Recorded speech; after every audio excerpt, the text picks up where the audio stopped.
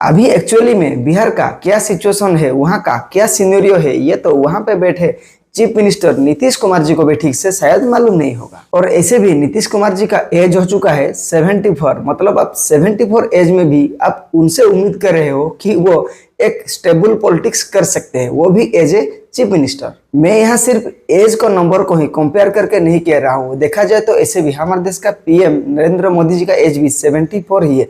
लेकिन अगर आप नरेंद्र मोदी जी और बिहार सीएम नीतीश कुमार जी के हेल्थ को कंपेयर करोगे तो आपको साफ दिखेगा कि नरेंद्र मोदी जी अभी भी चीफ मिनिस्टर नीतीश कुमार के कंपैरिजन में बहुत ही स्टेबल हेल्थ कंडीशन में है। अगर आप बिहार के रैली में नीतीश कुमार जी को देखे होंगे तो आपको जरूर ये अंदाजा लग गया होगा कि उनका हेल्थ कंडीशन बहुत खराब हो चुका है उनके एज 74 होने पर। स्टेज में उन्हें काफी बार ऐसे होते हुए देखा गया है जब उनको पता ही नहीं चल रहा है कि आखिर वो क्या रिएक्शन दे रहे हैं दूसरे लोगों के प्रति। सब खड़ा होइए, खड़ा हो सब, अरे सब खड़ा होकर के इनको प्रणाम करो। माननीय प्रधानमंत्री श्री अटल बिहारी जी ने, नरेंद्र मोदी जी ने अटल बिहारी वाजपेयी तो पहले काम किए थे। और मुझे पर्सनली ऐसे लगता है बिहार सीएम नीतीश कुमार जी को उनको स्टेट में क्या चल रहा है, स्टेट को कैसे डेवलप करना है, स्टेट में आखिर कैसे बदलाव लाना है, उससे मतलब नहीं। उनको बस अपना कुर्सी पे ही बैठे रहना है, मतलब जब तक उनका जान ही ना चला जाए। इससे पहले बिहार में गरीबी,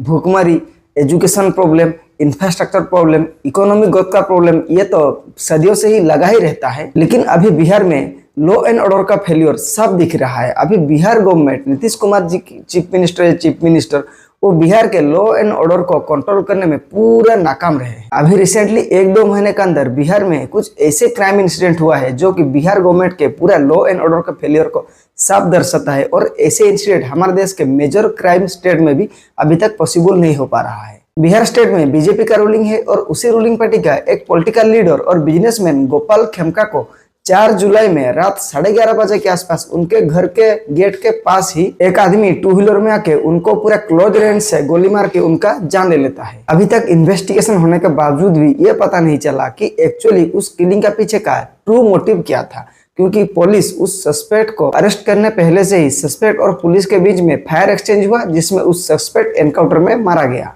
मतलब अब बात को डिटेल के साथ गहराई से समझो। उस स्टेट का, बीजेपी रूलिंग स्टेट का एक बीजेपी लीडर और बिजनेसमैन का, इतना बड़ा बिजनेसमैन को गोली मारकर मार दिया जाता है, लेकिन जब उस सस्पेक्ट को पकड़ा जाता है तो वो एनकाउंटर में मारा जाता है। मतलब ये भी कहीं ना कहीं पुलिस का फेलियर ही है। ये तो थे रूलिंग पार्टी के एक सीनियर पॉलिटिकल लीडर, इसके साथ एक बिजनेसमैन भी है। इसके बाद आते हैं बात एक लॉयर पे, एक सीनियर मोस्ट लॉयर जिनका एज 58 ईयर्स है। उनको एक चाय का टपरी पे दिन दहाड़े आके कुछ लोग क्लोज रेंज से गोली मार के उनका हत्या कर देते हैं। ये जो लॉयर को मार दिया गया, ये इंसिडेंट अपने आप में इसीलिए ज्यादा कंट्रोवर्शियल रहा क्योंकि जो टाइम में, पर्टिकुलर टाइम में जो लॉयर को मार दिया गया था, उसके ठीक 24 घंटे के अंदर ही ऑलरेडी 3 घटना ऐसे, मतलब किलिंग्स घटना हो चुका था। और ये लॉयर को मिला के 24 घंटे के अंदर ये 4 घटना 24 आवर्स अंदर ही हो गया। क्योंकि 12 तारीख को ही एक फार्मर जो कि अपना खेत में काम कर रहे हैं, उनको भी क्लोज रेंज से किसी ने गोली मारकर उनका जान ले लिया था। और ऐसे ही जुलाई 11 को एक बिजनेसमैन विक्रम झा को भी ऐसे ही गोली मारकर मार दिया गया था विदिन 24 आवर्स। और finally 4th murder Nitish Kumar ji के होम डिस्ट्रिक्ट नालंदा में हुआ है, जहां एक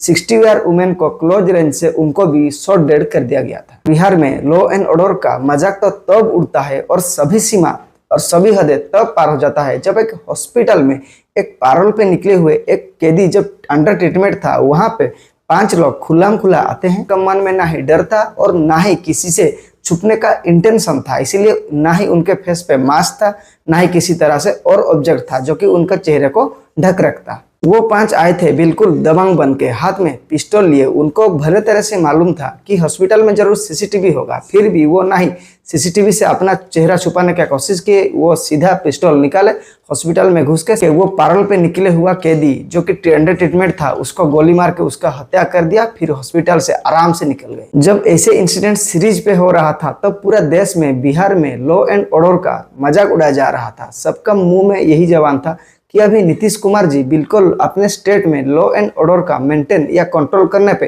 पूरी तरह से फेलियर रहे। अभी आप सुनिए बिहार गवर्नमेंट इस सब मैटर को कैसे टैकल करता है। जब इस इंसिडेंट के ऐसे सीरीज में होते हुए किलिंग्स के बारे में पुलिस अपना स्टेटमेंट रखा तो सबसे पहले बिहार के एडीजी कुंदन कृष्णन अपने सफाई में कहते हैं कि हर साल प्रोमिनेंटली अप्रैल से जून के महीने के बीच में ऐसे मर्डर्स हमेशा इंक्रीज होते हैं, क्योंकि उसी टाइम में किसान के पास कुछ भी काम नहीं रहता, फार्मर्स एकदम फ्री बैठते हैं। अभी देखिए ऐसे किलिंग्स का इंसिडेंट वो कंपेयर कर दिया किसी से, एक फार्मर से। मतलब उनका इनडायरेक्टली ये कहना है कि ऐसे किलिंग्स के पीछे बिहार के फार्मर्स ही इन्वॉल्व रहते हैं। अभी आप नीतीश कुमार के रिलेटेड एक इंटरेस्टिंग बात सुनिए। आपको पता है नीतीश कुमार जी कब से बिहार के सीएम बने हुए बैठे हैं? नीतीश कुमार 19 साल एज ए सीएम बिहार में चीफ मिनिस्टर के रूप में रूल किए। हाँ, बीच में एक बार जितेंद्र कुमार मांझी, जिनको 278 डेज के लिए सीएम का कुर्सी संभालना पड़ता था। अदरवाइज नीतीश कुमार जी कंटिन्यूसली बिहार में 19 साल से सीएम बन के बैठे हुए हैं। और इसके बाद अभी जो बिहार में लेटेस्ट इलेक्शन आने वाला है,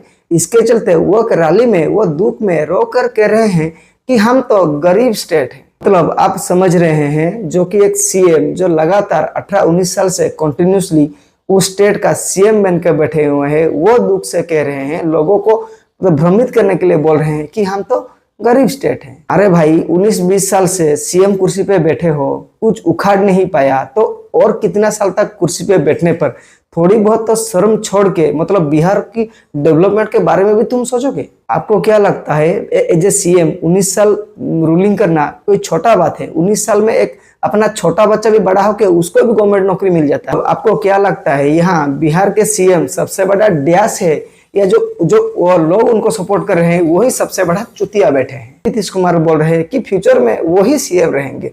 वाह, हो गया कांड। और इसको हमारे देश के सेंट्रल रूलिंग पार्टी भी सपोर्ट कर रहा है। वो भी चाह रहा है कि नीतीश कुमार फिर से बिहार का चीफ मिनिस्टर ही बना रहे। अरे बिहार में क्या लाओगे? सीरिया और नाइजीरिया जैसे भूख लाओगे क्या बिहार में? तब जाके मन मानेगा। और ऐसे भी 75 एज पे आते आते लोगों का गवर्नमेंट पेंशन भी शायद बन जाता है यार।